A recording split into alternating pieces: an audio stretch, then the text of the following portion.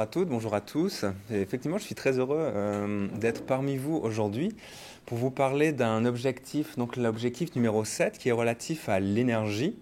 Et puis pour échanger avec vous d'idées que l'on développe dans le cadre de la chaire, notamment cet aspect humain de l'accès à l'énergie. Donc la présentation, elle va durer une vingtaine de minutes pour pouvoir discuter ensemble. On va d'abord faire une mise en contexte de cet objectif, pour ensuite présenter le contenu de cet objectif. Puis dans un troisième temps, on va avoir un peu une dimension un peu prospective sur la mise en œuvre, sur la réalisation de cet objectif. Alors cet objectif traite de l'énergie, et l'énergie c'est quelque chose qui est essentiel. L'énergie, on l'a définit comme la force en action, ça vient du grec energia. C'est la capacité de passer du froid à la chaleur, l'obscurité à la lumière, de l'immobilisme au mouvement. Puis l'énergie, c'est quelque chose qui est tout autour de nous. Vous voyez la lumière, vous ressentez la chaleur. C'est cette capacité de communiquer, de nous transporter. C'est quelque chose qu'on ne ressent pas forcément comme l'eau que l'on boit, comme les aliments que l'on mange, mais pourtant c'est quelque chose qui existe. C'est quelque chose qui est concret, même si c'est immatériel. Mais c'est quelque chose qui est simplement juste fondamental dans nos vies du quotidien. Et donc on parle d'énergie, on parle aussi de service énergétique. Le service énergétique, c'est la capacité pour l'humain de faire en sorte que l'énergie qui nous vient, notamment du soleil, qui ensuite est transformée, on est en mesure de la canaliser pour qu'on puisse l'exploiter pour nos propres besoins. Donc c'est par exemple l'usage d'un véhicule, d'une voiture, pour nous transporter. C'est l'usage du téléphone pour communiquer. Donc en fait, un service énergétique, c'est à la fois la nécessité d'avoir un appareil, ça peut être un téléphone, ça peut être un véhicule, ça peut être un équipement de chauffage, c'est l'appareil, qui est couplé à une source d'énergie, c'est l'électricité, le gaz, le pétrole. Et pour avoir un service énergétique, par exemple le service énergétique de la lumière, il nous faut à la fois l'appareil, puis la source d'énergie qui va avec. Il nous faut un téléphone, il faut la batterie qui va avec. Et donc, c'est important de voir ça, c'est que cette notion de service énergétique, elle implique de développer à la fois le bien, l'appareil, et puis l'énergie qui va avec. Puis quand on est dans un objectif qui est de service énergétique, il faut avoir en tête ces considérations. Alors, cet objectif parle de service énergétique essentiel. Donc l'énergie, l'accès à l'énergie, c'est quelque chose qui est, donc on l'a vu, essentiel dans nos vies. Cet objectif parle de la nécessité d'avoir une quantité suffisante et puis constante de ces services énergétiques qu'on va qualifier d'essentiels. Alors les Nations Unies ont travaillé sur qu'est-ce qu'un service énergétique essentiel. Vous avez la référence. Puis on parle des services énergétiques pour les besoins personnel et domestique, donc c'est lié à la personne, donc il y a une certaine quantité réduite mais suffisante pour la cuisson des aliments, le chauffage, l'éclairage, les communications, l'agriculture, l'industrie artisanale, les transports. Donc c'est un ensemble de services minimaux essentiels et puis nécessaires à la vie, on va voir. C'est ça la notion de service énergétique essentiel sur laquelle on s'entend. Or, quel est l'état de l'accès à ces services énergétiques essentiels au niveau mondial ? Il y a plus d'1 milliard, 1,3 milliard de personnes qui n'ont tout simplement pas accès à l'électricité dans le monde.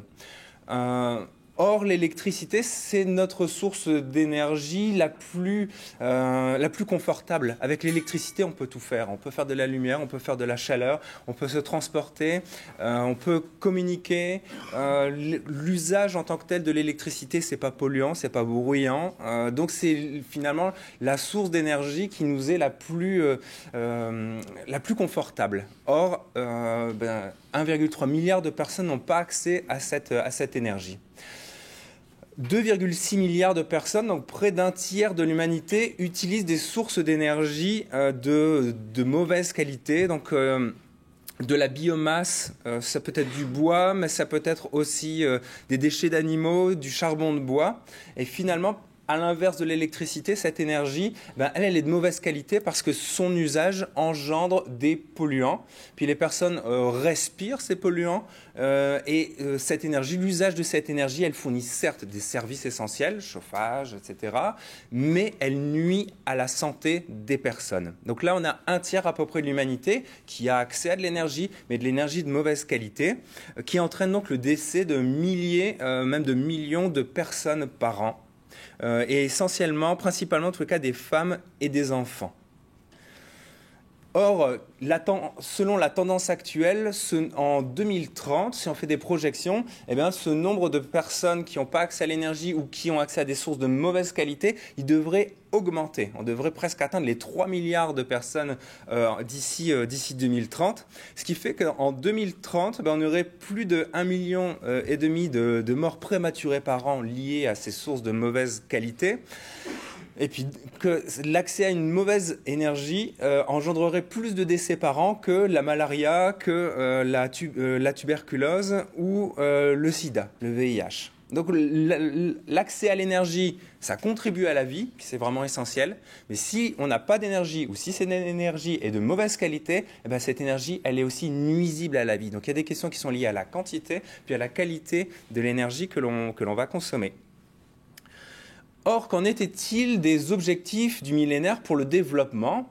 On a ici les 8 objectifs, puis vous ne trouverez nulle part le mot énergie, électricité, aucune référence dans les objectifs du millénaire pour le développement. Si vous regardez la déclaration qui a été faite sur ces objectifs, aucune trace de l'énergie, rien du tout. Pourtant, Pourtant, il y a une conscience internationale de plus en plus importante en matière d'accès à l'énergie. Et 1 an plus tard, en 2001, la Commission du développement durable a reconnu que l'accès à l'énergie joue un rôle critique dans le développement économique et social et dans l'élimination de la pauvreté. Et elle a aussi reconnu, cette commission, que pour atteindre l'objectif du millénaire, donc de la proportion de personnes vivant avec moins d'$1 par jour, il est indispensable d'assurer l'approvisionnement énergétique à un prix raisonnable. Donc en fait, finalement, c'est peut-être pas un oubli, mais dans tous les cas, l'accès à l'énergie n'était pas là, mais vous allez voir, il y a une reconnaissance qui s'est faite, puis de plus en plus importante, du lien entre l'accès aux services énergétiques essentiels et puis l'atteinte des objectifs du millénaire pour le développement. En 2002, 1 an plus tard, le sommet de Johannesburg, on reconnaît aussi que la nécessité d'élargir l'accès aux services énergétiques essentiels pour faciliter la réalisation des objectifs du millénaire pour le développement. En 2012, l'Assemblée générale des Nations unies a reconnu cette année internationale de l'énergie durable pour tous. En 2011, le secrétaire général des Nations unies, Ban Ki-moon, a institué une stratégie mondiale pour un accès universel à l'énergie d'ici 2030. La déclaration de Rio + 20 reconnaît les États s'engagent à ce que 1,4 milliard de personnes dans le monde aient accès à cette énergie. Elle reconnaît aussi le lien entre l'accès à l'énergie et l'atteinte des objectifs du millénaire pour le développement. Et pour finir, la décennie 2014-2024 a été instituée par l'Assemblée générale des Nations unies, décennie durable de l'énergie pour tous. Donc il y a une réelle prise de conscience. Et puis finalement, avec ces objectifs du millénaire pour l'objectif de développement durable, on a désormais un objectif spécifique. Puis on voit que c'est dans la continuité. Alors quel est le contenu de cet objectif? C'est garantir l'accès de tous à des services énergétiques fiables, durables et modernes à un coût abordable. Donc on a plusieurs qualificatifs. C'est déjà ce qui compte, c'est tous. Donc c'est l'universalité de cet accès à ces services énergétiques. La fiabilité, c'est important, c'est que la nécessité d'avoir cette continuité de l'approvisionnement. On l'a vu que c'était important pour la sécurité alimentaire, ça l'est également en matière d'énergie. Durable et moderne, c'est des sources qui ne nuisent pas à la santé, donc respectueuses de la santé, de l'environnement. Moderne, c'est le confort d'utilisation. accéder à l'énergie, c'est pas accéder à la bougie, c'est d'avoir aussi des appareils modernes et des sources d'énergie modernes. Donc, et à un coût abordable. Si on veut que l'accès soit universel, il y a une nécessité d'avoir ce coût qui est abordable pour tous. Donc on a un objectif qui est assez ambitieux par rapport à l'état actuel, puis par rapport aux prospectives. Puis ensuite, il y a plusieurs cibles. Donc ces cibles, cet accès universel aux services énergétiques fiable, moderne, à un coût abordable. On voit la nécessité d'augmenter la part de l'énergie renouvelable dans le bilan énergétique mondial. On n'a pas de précision à ce sujet. Je pense que les États ne se sont pas entendus. Dans la stratégie du secrétaire général des Nations Unies, c'est doubler la part d'énergie renouvelable dans le monde. Là, c'est simplement substantiel. Bon, ok. Doubler le taux d'efficacité énergétique. L'efficacité énergétique, c'est important parce que ça signifie réaliser le même confort, avoir le même confort avec l'utilisation de moins d'énergie. Donc finalement, là, il s'agit d'avoir le même confort, mais en utilisant moins d'énergie. Donc si on utilise moins d'énergie, plus de personnes peuvent avoir accès à cette énergie. Et puis ensuite, les moyens, c'est favoriser la coopération internationale, notamment en matière de recherche. Ça, c'est important, c'est le point A. Et puis le 7B, c'est de développer les infrastructures et la technologie pour permettre cet accès universel à l'énergie. Quels sont les liens entre cet objectif et les autres objectifs? De manière rapide, on voit que accéder à l'énergie en tant que tel, au service énergétique essentiel, c'est important, mais cela contribue aussi à la réalisation des autres objectifs. Pour éliminer la pauvreté, on a besoin d'accéder aux services énergétiques essentiels. Pour éliminer la faim, il faut aussi ces services énergétiques essentiels en matière agricole notamment. Pour vivre en bonne santé, il faut des énergies de qualité. Pour favoriser l'éducation, on a besoin de lumière, on a besoin de pouvoir se transporter, on a besoin de chaleur. Donc finalement, si on prend presque tous les objectifs, eh bien, on voit que l'accès à ces services énergétiques essentiels, il est préalable pour la concrétisation de ces objectifs. D'où l'importance aussi de la réalisation de cet objectif pour la réalisation des objectifs du développement durable en général. Quels sont les moyens à développer pour universaliser cet accès aux services énergétiques essentiels? Il y a des moyens financiers. Et par rapport à ce qui existe actuellement, il y aurait besoin de multiplier par 5 les investissements qui sont réalisés dans le secteur de l'énergie. Dit comme ça peut paraître beaucoup, mais en réalité, ça ne correspond qu'à 3% des investissements mondiaux dans le secteur de l'énergie. Donc, c'est certes, c'est relativement peu pour pouvoir concrétiser cet objectif. C'est la nécessité, on l'a vu aussi, de développer des institutions qui permettent de transposer jusque localement ces objectifs. Puis dans ce sens, on peut citer l'initiative du secrétaire général des Nations Unies, sur laquelle on pourra revenir tout à l'heure, mais qui est vraiment novatrice, parce que le but, c'est d'intégrer les différentes parties prenantes et de les intégrer aussi localement. Donc là, il y a vraiment des aspects innovants. Et puis des moyens juridiques. Et en tant que juriste, je vais m'attarder un petit peu sur cet aspect-là. Est-ce que finalement l'importance de l'accès à ces services énergétiques est essentielle, autant comme le droit à l'eau, ne pourrait-on pas aller vers la reconnaissance d'un droit aux services énergétiques essentiels? Puis si tel était le cas, à quoi cela ressemblerait-il? Pour remémorer, dans les 1991, on a le Comité des droits économiques, sociaux et culturels des Nations Unies, qui est le gardien des droits économiques, sociaux et culturels, qui a reconnu par les droits existants l'existence d'un droit au logement.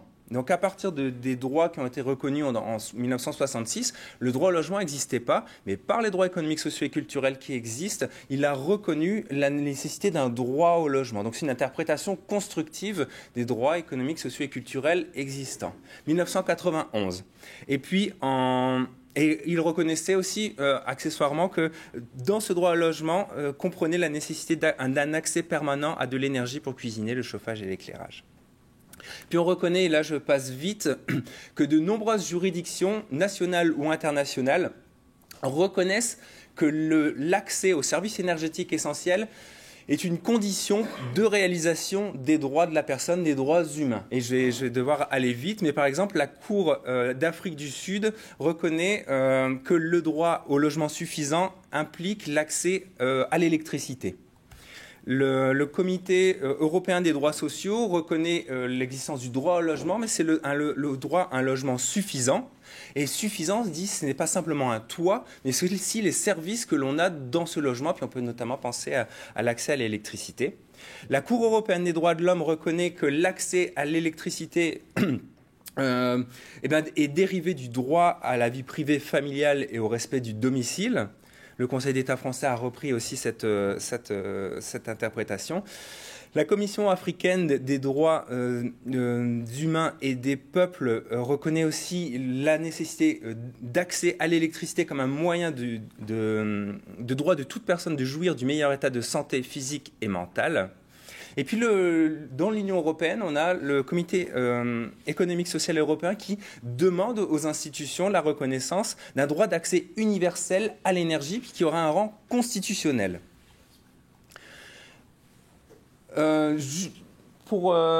Simplement pour se remémorer, dans les années 90, le droit au logement, il a émergé d'un contexte dans lequel on avait plus d'un milliard de mal logés dans le monde. Et dans les années 90, le comité reconnaît ce droit au logement suffisant. 10 ans plus tard, c'est la reconnaissance du droit à l'eau. On avait aussi plus d'1 milliard de personnes qui n'avaient pas accès à l'eau, à l'assainissement, puis de nombreuses reconnaissances un peu de ce type, de la nécessité d'accéder à l'eau.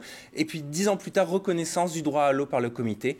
Vous voyez la situation dans laquelle on est, de nombreuses reconnaissances de l'importance de l'accès aux services énergétiques et 1 milliard, plus d'1 milliard de personnes, près d'un tiers même de l'humanité qui n'a pas accès à ces services énergétiques. Donc on est à peu près dans le même contexte. 1990, le droit au logement suffisant. Les années 2000, le droit d'accès à l'eau. Et les années 2010 ne seraient-elles pas le droit d'accès aux services énergétiques suffisants? Cela pourrait être reconnu sur le fondement du droit à un niveau de vie suffisant, du droit de jouir du meilleur état de santé physique. Puis ça inclurait ces services énergétiques essentiels, donc c'est niveau personnel, domestique, éclairage, communication, agriculture, industrie et artisanat. Je rappelle simplement le triangle qui a été dit ce matin, mais c'est l'accessibilité physique, économique, la qualité, la fiabilité, puis la non-discrimination. Et pour terminer, en quoi ça consiste? La portée d'un droit, c'est l'obligation pour les États de respecter, c'est-à-dire qu'ils ne doivent pas entraver par leur politique l'accès à un droit, donc l'accès à l'énergie. C'est l'obligation de protéger, c'est-à-dire de faire en sorte que les ressortissants ou les compagnies au sein de l'État n'entravent pas le droit à l'énergie. Et c'est l'obligation de mettre en œuvre, donc de développer des politiques en faveur de l'accès aux services énergétiques essentiels. Ça ne signifie donc pas que du jour au lendemain, il faudrait qu'il y ait cet accès, mais c'est de mettre en œuvre des politiques. Alors pour conclure sur cet objectif numéro 7, eh bien, c'est de dire qu'on a ici vraiment un programme qui est ambitieux. C'est d'ici 15 ans, changer vraiment de paradigme en matière d'accès à l'énergie pour avoir un accès universel aux services énergétiques essentiels. C'est quelque chose qui est certes ambitieux mais qui est nécessaire. On le voit parce que les services énergétiques sont importants, mais en tant que tels et pour la réalisation des autres objectifs. Et ça implique des moyens adaptés. C'est le reflet d'une évolution quand même internationale. On voit qu'on part de loin avec les objectifs du millénaire pour le développement. Puis là, on est quand même à quelque chose d'important. Puis est-ce que la prochaine étape, ça ne serait pas la consécration d'un droit d'accès aux services énergétiques essentiels? Je vous remercie. Bon, merci à tous. Donner l'occasion de partager quelques idées sur un concept qui me tient beaucoup à cœur parce que au cours de certaines de mes expériences, j'ai réalisé qu'il y a des limites quand même à l'action étatique dans l'atteinte désirable, souhaitable de certains objectifs sociaux et environnementaux. Je pense que l'avenir nous dira si on aura eu raison de tabler sur des synergies plus riches entre l'action étatique et l'action non étatique en matière réglementaire, entre en particulier des investisseurs, des consommateurs, mais aussi d'autres groupes de la société civile. Et c'est de ça un peu que je vais vous entretenir à travers les objectifs poursuivis et et aussi les espérances réalistes qu'on peut entretenir quant à leur suivi. Alors, je vais me concentrer un peu quand même sur la question de la production et de la consommation responsable, mais d'abord les situer à travers les objectifs poursuivis généralement en développement durable. Un petit rappel rapidement. Les axes du développement durable rejoignent la question de la croissance productive, la préservation de ressources, mais aussi le bien-être de la personne. Et ça, le bien-être de la personne, ça se définit très difficilement. Rappelez-vous les écrits d'Alexandre Solzhenitsyn. Je ne parle pas très... En fait, j'ai peut-être un accent russe qui n'est pas très bon. Mais il nous disait qu'au Goulag, il a vécu les pires moments de sa vie, mais aussi les plus beaux. C'est très, très difficile d'appréhender cette notion du bien-être de la personne. Alors, généralement, on cherche à identifier ce que c'est qu'un certain confort, un certain quand même bien-être de la personne, identifié de manière plus concrète, plus mesurable. Mais ça ne dit en rien si le fait d'être confortable, assis dans son auto, nous rend heureux ou pas. Ça, il y a quand même un découplage entre ces deux notions qui quand même reste relativement troublant lorsqu'il s'agit de discuter de ce que c'est qu'une société idéale, en fait.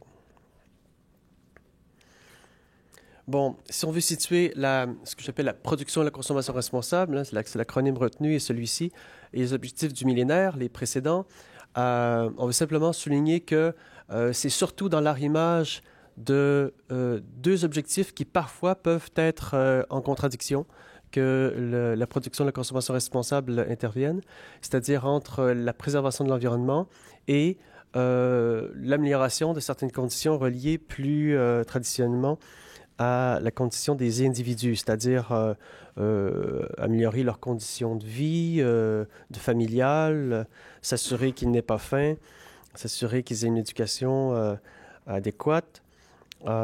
Et souvent, ça passe par la santé de la mère et le fait que la mère soit lettrée ou pas. On va rapidement, les études sont très, très, très convaincantes, concluantes à cet effet. Lorsque les mères sont en santé et qu'ils apprennent à s'autonomiser, à apprendre à lire et à écrire, on réalise rapidement qu'elles vont insister pour avoir pas plus que 2-3 enfants plutôt que 7-8, vous voyez? Et ça change toute une société rapidement. Et c'est peut-être la voie vers une croissance plus durable, effectivement. Parce que la question de la population, on y reviendra, elle est critique dans ce domaine. Alors, je vais simplement souligner on identifie souvent des cibles, des sous-cibles sous chacun des objectifs, qui est le 12e, celui dont je vous parle ici. Mais à travers tout ça, je les résume ici, moi, toutes ces cibles par des cibles implicites. Je les résume ici entre, c'est-à-dire l'insistance sur le découplage entre croissance économique et dégradation environnementale, qui est un important découplage à réaliser, et celui entre croissance économique et inégalité sociale de toutes sortes, qui implique ici la question non seulement de la pauvreté, mais aussi des taux d'alphabétisation et de santé, etc. Alors, ce sont des cibles identifiées transversales dans le même temps, parce que le 12 est transversal, mais ce sont des sous-cibles qui traitent directement des objectifs poursuivis sous le point 12, mais on le notera sous les panels 8, c'est-à-dire croissance et decent work, n'est-ce pas? Ça va, economic growth. Et 10, alors réduction des inégalités, voilà, reduced inequalities. Alors, vous savez, est-ce qu'il y a des économistes dans la salle? Quelques-uns, n'est-ce pas, les économistes? Bon, on sait que généralement, lorsqu'on laisse aller les marchés sans intervention étatique, on se dit réduire des inégalités, c'est presque mission impossible. L'État doit intervenir. Et ça, en matière de responsabilité, enfin, de consommation responsable, production responsable, c'est un mythe, un dogme qui est en train de tomber. Il sera possible dans les années à venir pour des consommateurs de forcer l'imposition de certains ratios entre des rémunérations extrêmes et relativement basses.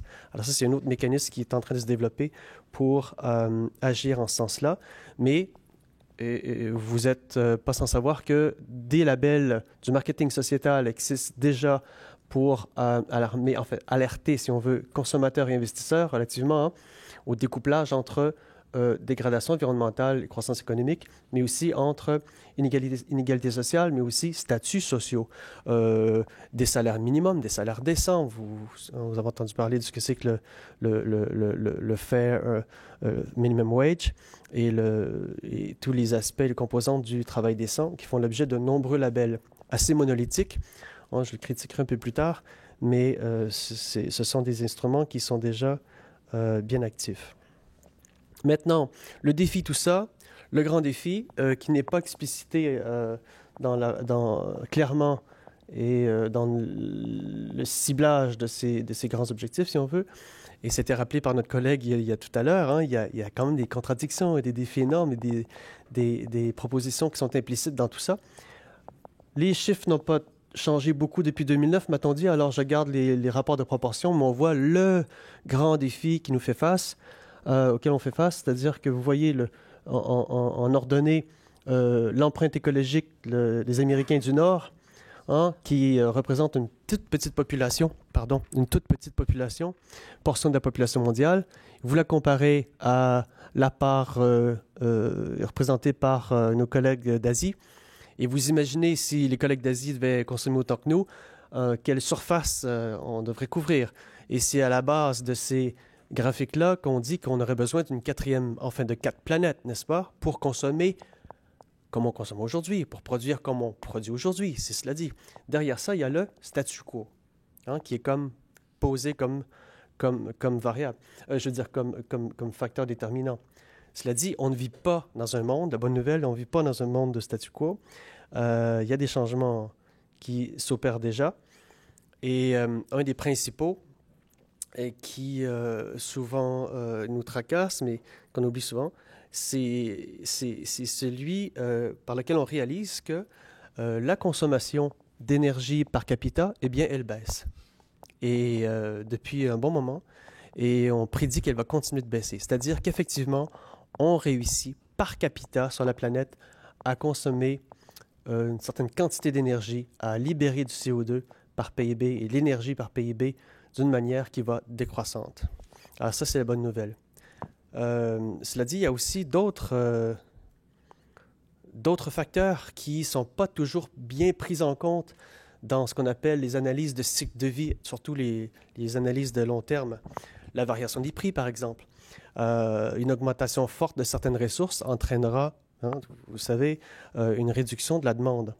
Et ça peut avoir aussi des effets qui ne sont pas monolithiques, des effets parfois même intéressants.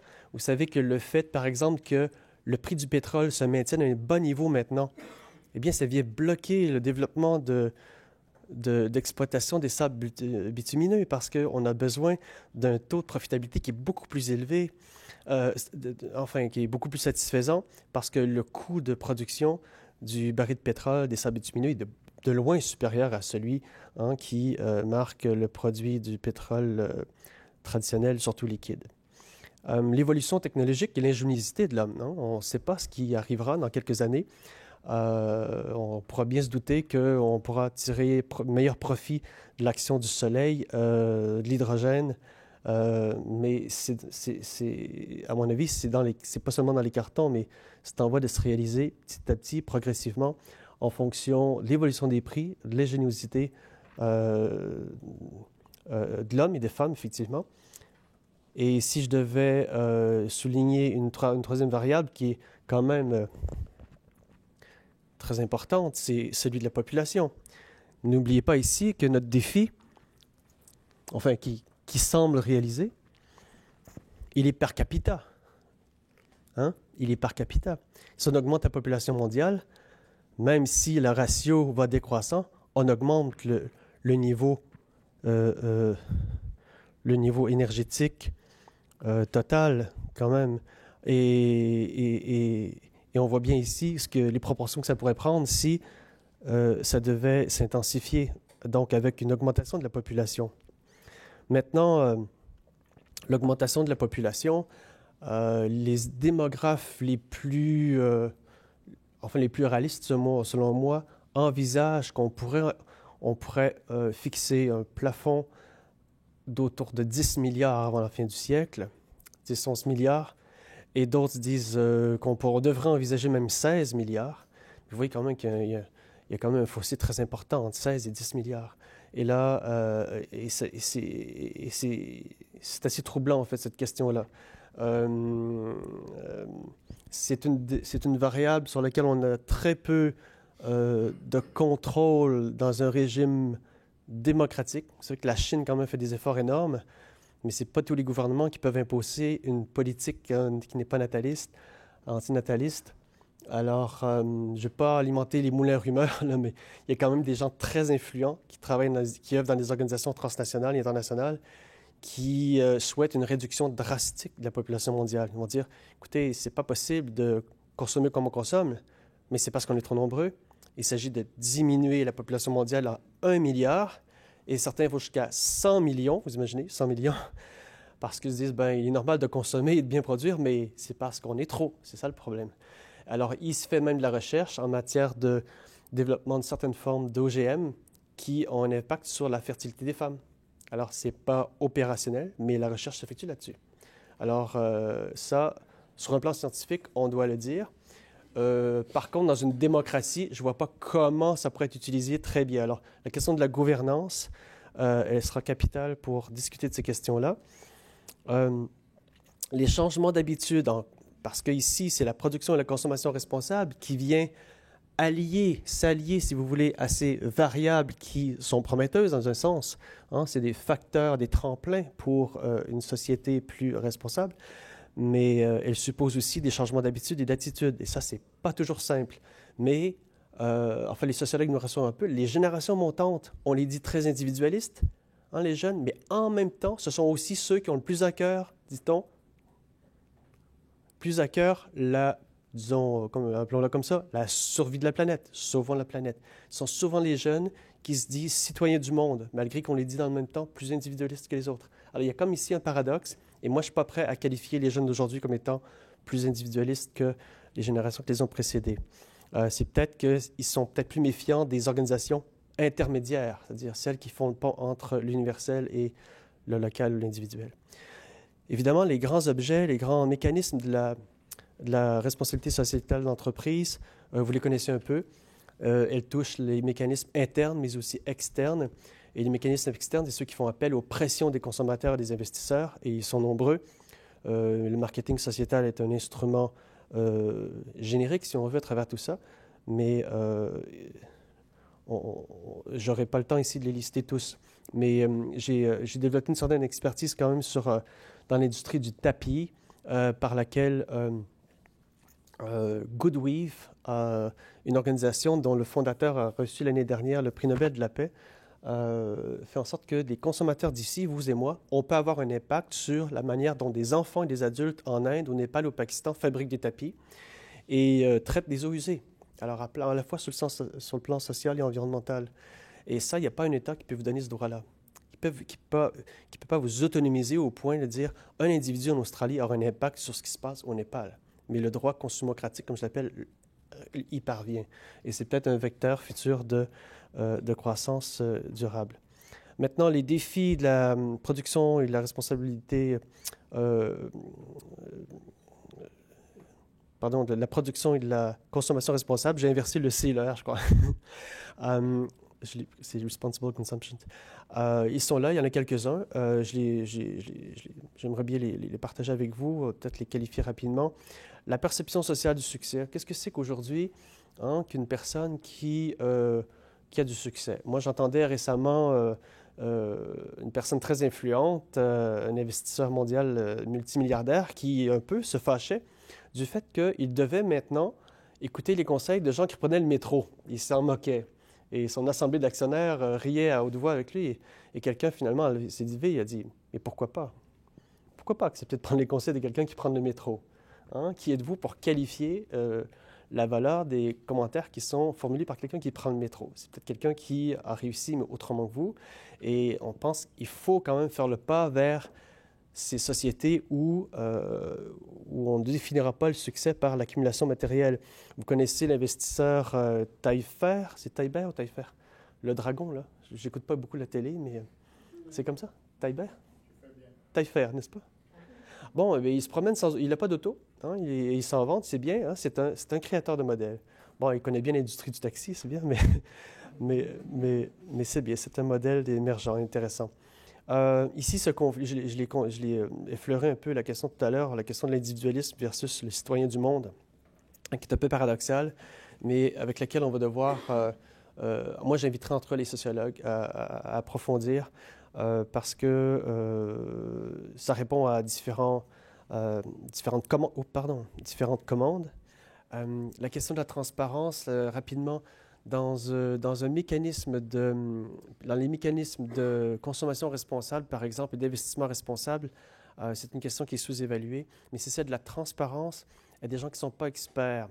Alors, on donne du pouvoir quand même à des gens qui peuvent prendre quelques temps pour réfléchir à l'aspect moral de la décision qu'ils s'apprêtent à prendre, soit d'investir ou de consommer, mais qui n'a pas forcément l'expertise pour se pencher sur la question complexe à laquelle il est confronté.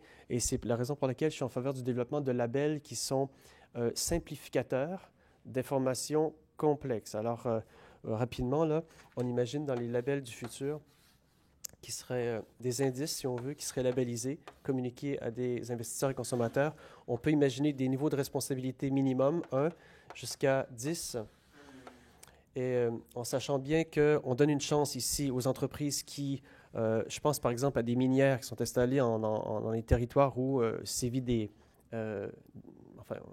clans, des guerres de clans, et qui doivent chercher à protéger les activités. C'est pas facile. On pourra imaginer des activités comme ça dans les niveaux de responsabilité sociale, niveau 1, 2, 3, avec engagement d'amélioration continue et des niveaux très élevés de RSE, responsabilité sociale de l'entreprise, avec différents standards qui iraient au-delà des exigences étatiques, avec aussi peut-être une indication à le fait qu'ils sont en processus d'amélioration continue ou pas. Il y en a qui peuvent peut-être s'asseoir sur leur laurier alors qu'ils ont atteint des niveaux élevés, et on peut imaginer l'inverse pour des entreprises qui cherchent à améliorer, n'est-ce pas, leur situation. Les contraintes démographiques, on en a glissé un mot, et évidemment les externalités négatives, un concept en économie par lequel on cible bien, par exemple, le problème posé par les stocks de poissons dans l'océan. Quel État, véritablement, peut empêcher la surpêche, alors que les bateaux clandestins se promènent partout dans les océans? Alors ça, c'est un problème qui est assez étatique, mais qui particularise l'action étatique, mais pour lequel la consommation responsable pourra avoir un mot à dire dans la mesure où elle suit le produit qu'on lui vend. Alors, ce poisson, d'où vient-il? Je le prends ou pas? Alors, on peut imaginer des filières clandestines versus filières non clandestines. Et c'est peut-être sur cette note d'espoir que je vais vous laisser. Merci.